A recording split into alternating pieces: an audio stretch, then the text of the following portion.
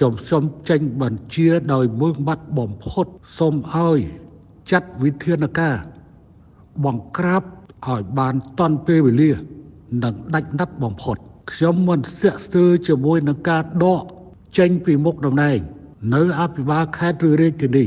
អភិបាលស្រុកខណ្ឌក្រុងឬមន្ត្រីនគរបាលថ្នាក់ណាក៏ដោយដែលរកឃើញថាមិនទទួលខុសត្រូវលើមុខងាររបស់ខ្លួនខ្ញុំសូមជម្រាបជូនថា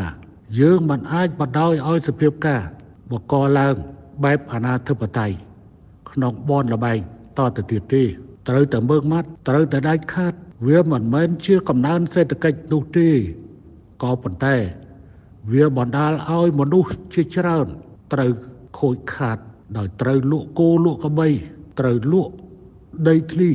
ដើម្បីចាញ់លបែងជាការជួលមន់រហូតដល់មានប្រភេទជួលមន់តាមអនឡាញឬក៏លេងតាមអនឡាញនៅតាមតុកាហ្វេនៅតាមទីកន្លែងនានាកន្លែងខ្លះភូមិខ្លះឃុំខ្លះសារព័ត៌មានបានជួយចុះផ្សាយក៏ប៉ុន្តែអស់លោកបន្តធ្វើជាពិសេសបណ្ដាអធិការស្រុកឬក៏ប៉ុស្តិ៍នគរបាលនៅតាមភូមិតាមឃុំមិនព្រមអើពើបង្ក្រាបខ្ញុំក៏សូមយកឱកាសនេះបញ្ជាក់ទៅអស់លោកទីតាំងបនលបែងទាំងឡាយដែលមានការធ្វើអាជីវកម្មដូចជាលក់គុយទាវហាងកាហ្វេប៉ុន្តែបង្កប់ដោយលបែងចាំបាច់ត្រូវតែបិទចោលដោយមិនឲ្យប្រកបរបរ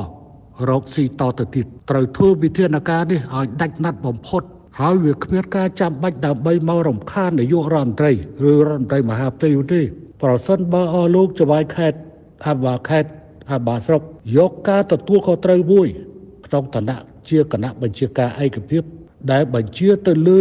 កម្លាំងនគរបាលជាតិកម្លាំងនគរបាលនៅតាមខេត្តកម្លាំងអាវុធហត្ថនៅតាមខេត្តនិងកម្លាំងយោធានៅតាមខេត្តថ្នាក់ស្រុកថ្នាក់ខណ្ឌក៏ដូចគ្នាប៉ុន្តែបញ្ហាស្ថិតនៅត្រង់អស់លោកមិនធ្វើចំណោទជាបញ្ហាតើចរវាចិញ្ចឹមឆ្ដោឬយ៉ាងណាខ្ញុំមិនយល់ស្របជាមួយនឹងអ្វីដែលបាននឹងកំពុងកើតហើយដែលមានស្ថានភាព